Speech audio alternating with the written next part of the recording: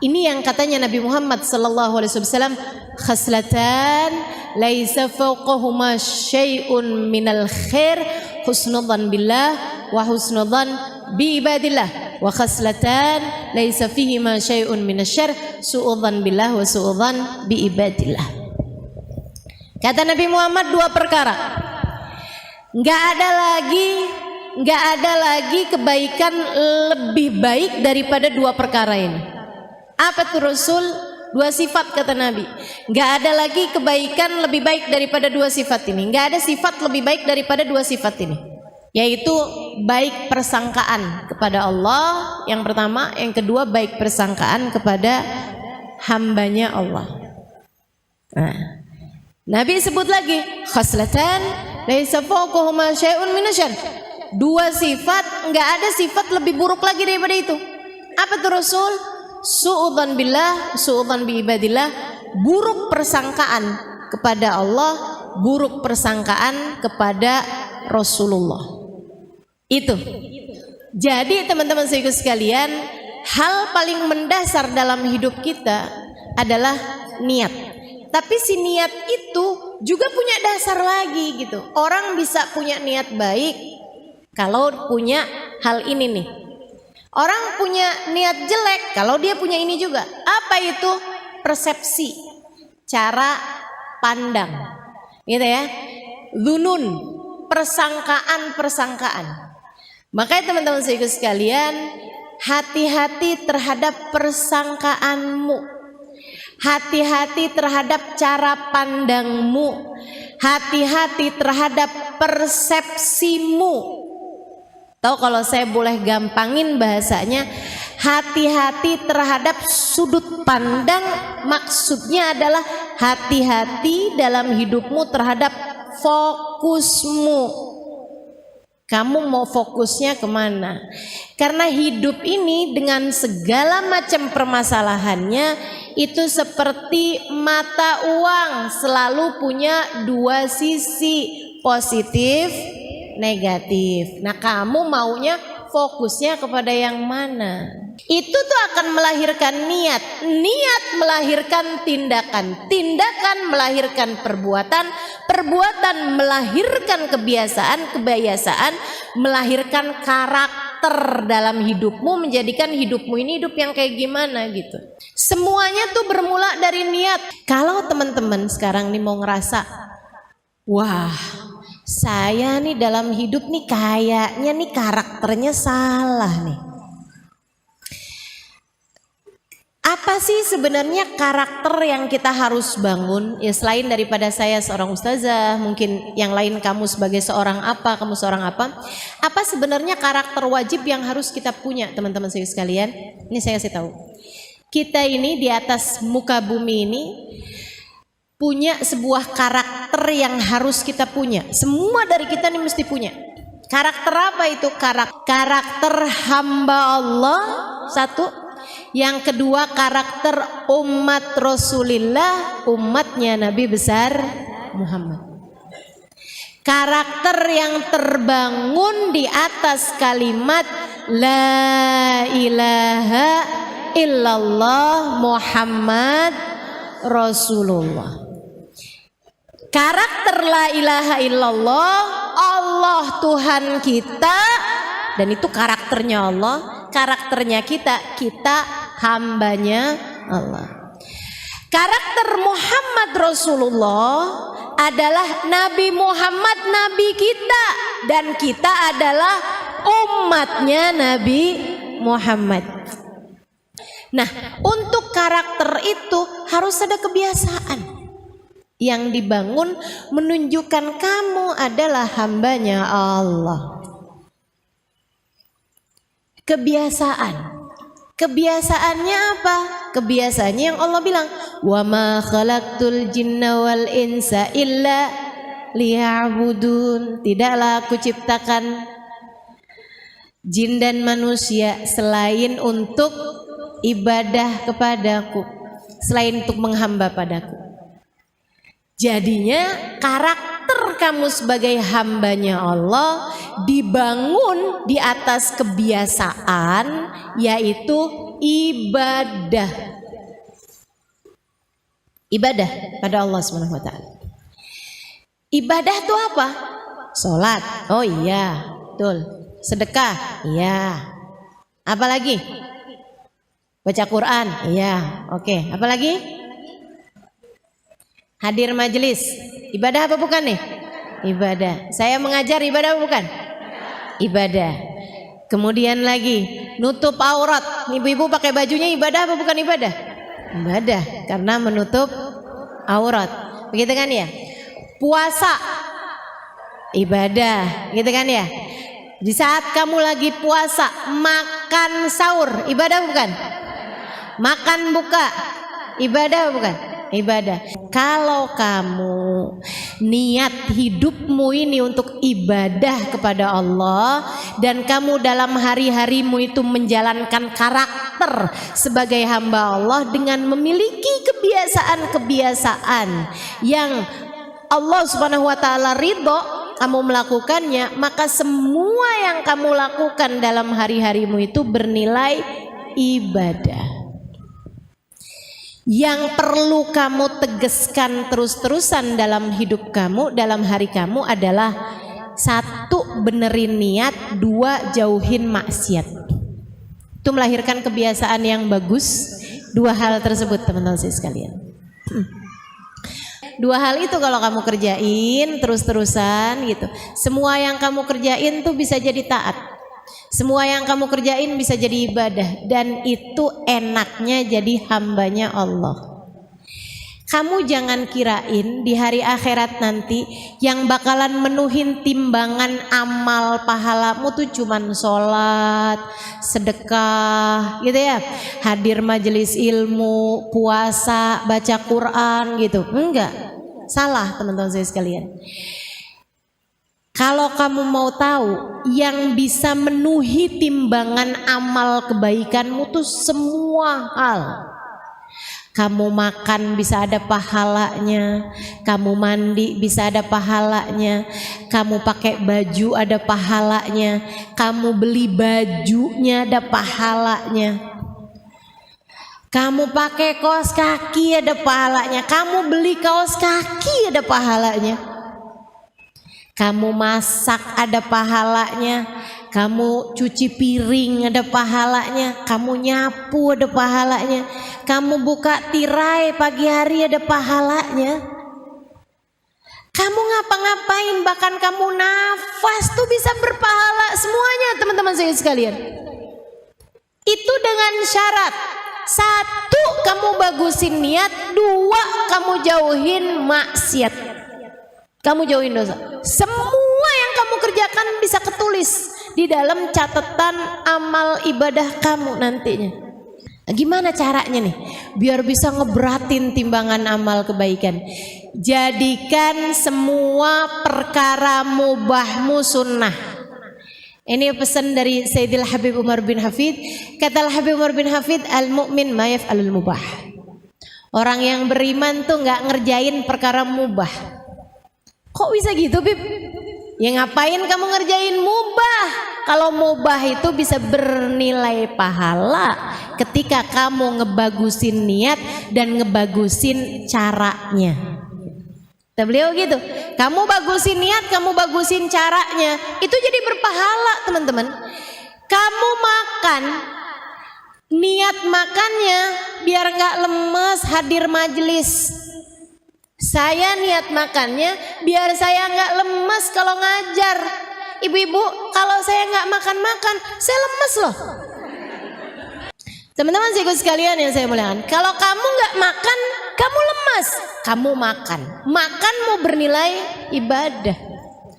Karena kamu niat dengan makan tersebut biar nggak lemes ngerjain taat. Apalagi kalau makan kamu itu ditambah dengan adab-adabnya makan. Adabnya makan yaitu tadi, sebelum kenyang udah berhenti. Adabnya makan pakai tangan kanan. Adabnya makan sambil duduk, nggak sambil berdiri, gitu kan ya. Adabnya makan diawali dengan bismillah, diakhiri dengan hamdalah, dikunyah dengan baik makanannya, kan gitu ya. Kemudian kan kita juga makannya nih, ngindarin yang nggak jelas kehalalannya. Mau kelihatan seenak apapun, kalau ternyata itu adalah BABI, kita nggak akan mau sentuh, betul apa enggak? Kita dapetin makanan tersebut dengan uang halal, kita beli pakai uang halal makanannya halal, kita makannya dengan adab-adab yang disunahkan oleh Nabi Muhammad. Niat makannya biar enggak lemes untuk mengerjakan ibadah kepada Allah, pahala teman-teman.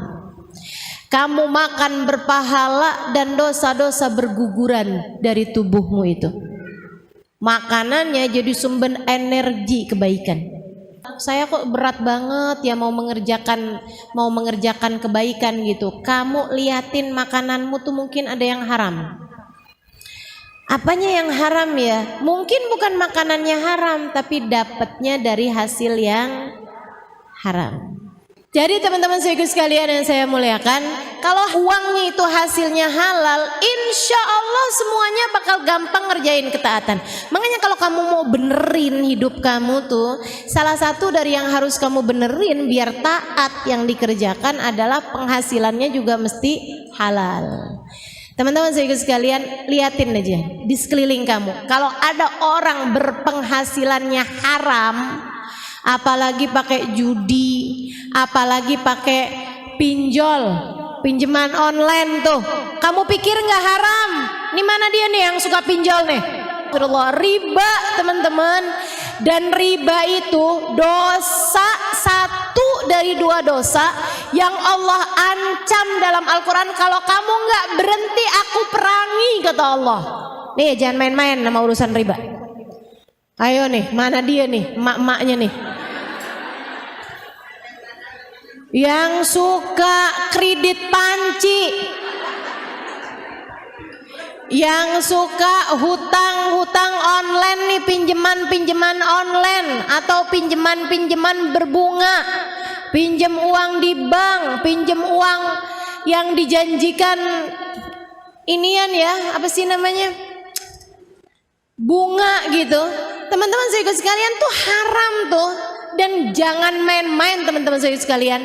Haramnya bukan dosa kecil, tuh dosanya gede.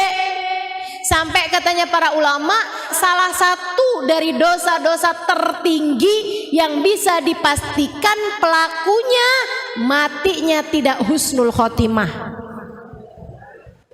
Di dalam Quran hanya ada dua dosa loh yang disebutkan sama Allah, kalau kamu nggak berhenti aku perangi kamu, kata Allah. Fa ilam tantahu fa'danu biharbin minallahi ta'ala wa rasulih. Kalau kamu nggak berhenti, aku ajak kamu perang.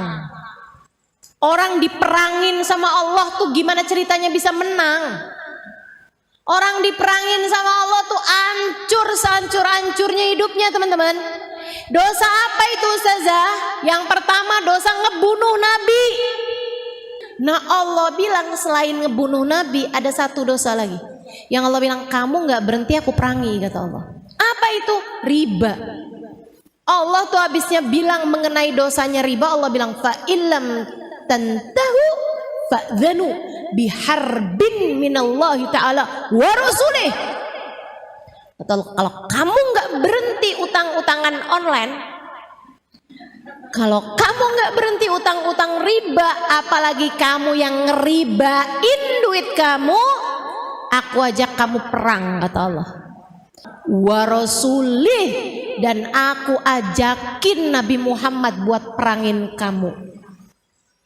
Ibu-ibu jangan sampai kamu hadir majelis maulid, kamu bilang pengen biar dicinta sama Nabi Muhammad.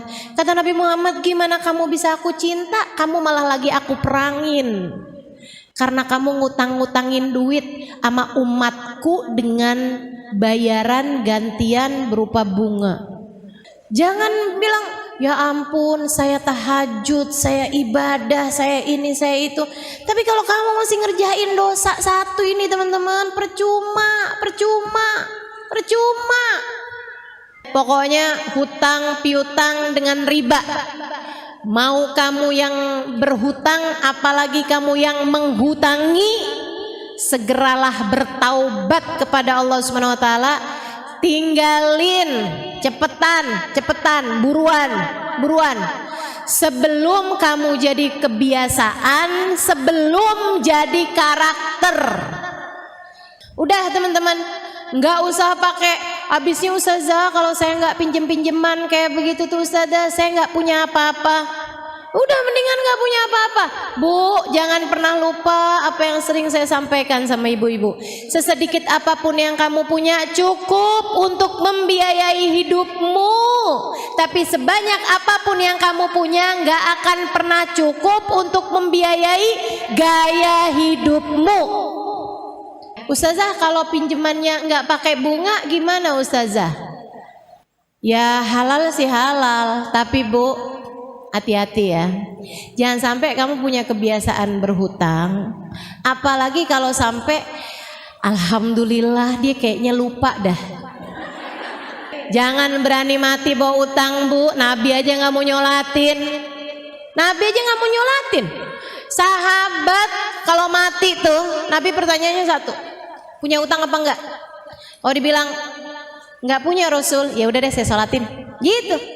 Tapi kalau dibilang maaf Rasul dia punya utang, enggak saya enggak mau nyolatin. Jadi teman-teman saya sekalian, Habib Umar bin Hafid bilang orang mukmin enggak ngerjain barang mubah. Ingat-ingatin saya, orang mukmin enggak ngerjain barang mubah. Apatah lagi makruh, apatah lagi haram, mubah aja enggak kok kita. Gitu. Kenapa orang mukmin nggak ngerjain barang mubah? Karena di saat dia mengerjakan perbuatan mubah sekalipun niatnya bagus, adabnya bagus sehingga dia berpahala semuanya. Ya. Dan itu semuanya tuh kebiasaan yang dilahirkan dari perbuatan yang dilahirkan dari awal tindakan itu semuanya bergantung dari niat. Nah si niat ini nih berdasar dari perspeksi, berdasar dari masyhad, berdasar dari sudut pandang. Maka ibu-ibu kalau pengen ngebenerin hidup, benerin niatmu. Dan kalau kepengen ngebenerin niatmu, maka benerilah cara pandangmu. Dalam segala macam hal, kamu ngelihat anak-anak kamu, jangan sebagai fulan bin fulan anak saya, fulan bin fulan anak suami saya, gitu ya? Bukan kayak begitu bu. Ini anak saya nih, dia harus melanjutkan kehidupan saya. Saya dulu mau jadi ustadzah nggak bisa, sekarang dia harus jadi ustadzah. Waduh. Saya dulu mau jadi pramugari, kalah tinggi, sekarang nih dia harus jadi pramugari. Waduh.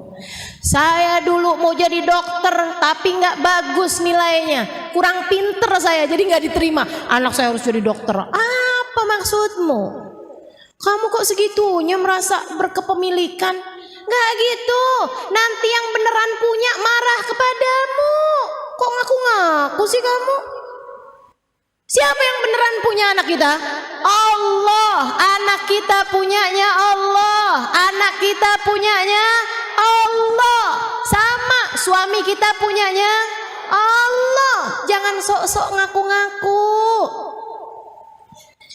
Anak kamu punyanya Allah bu. Katanya Allah, aku tidak menjadikannya milikmu. Ia bukan aku beri kepadamu. Ia adalah amanat yang harus kamu jaga. Dan kamu harus mengembalikannya kepadaku. Makanya tugas orang tua adalah mengenalkan Allah dan Rasulnya kepada anak-anaknya. Mengenalkan kasih sayang Allah dan Rasulnya lewat kasih sayang orang tua tersebut kepada anak-anaknya. Ini namanya ngebenerin dhon, ngebenerin persangkaan. Persangkaanmu harus sesuai dengan kenyataan, sehingga kamu bisa selalu husnudzon kepada Allah, dan kemudian kamu jadinya husnudzon kepada hamba-hambanya Allah. Kalau kamu bagus persangkaannya, ngelihat semua orang nih hambanya Allah, maka sekali lagi inti semuanya nih, kalau teman-teman udah bisa dapat garis merahnya alhamdulillah kan. Tapi jika tidak nih saya bantuin teman-teman. Kalau kamu ingin memperbaiki hidupmu, maka cara nomor satu dalam memperbaiki hidup adalah memperbaiki niat. Dan cara memperbaiki niat adalah memperbaiki persepsi, memperbaiki cara pandang, memperbaiki masyhad, memperbaiki cara kamu berpikir, memperbaiki persangkaan kamu, ya, sehingga kamu selalu husnudzon kepada Allah, husnudzon kepada hamba-hambanya Allah Subhanahu wa taala.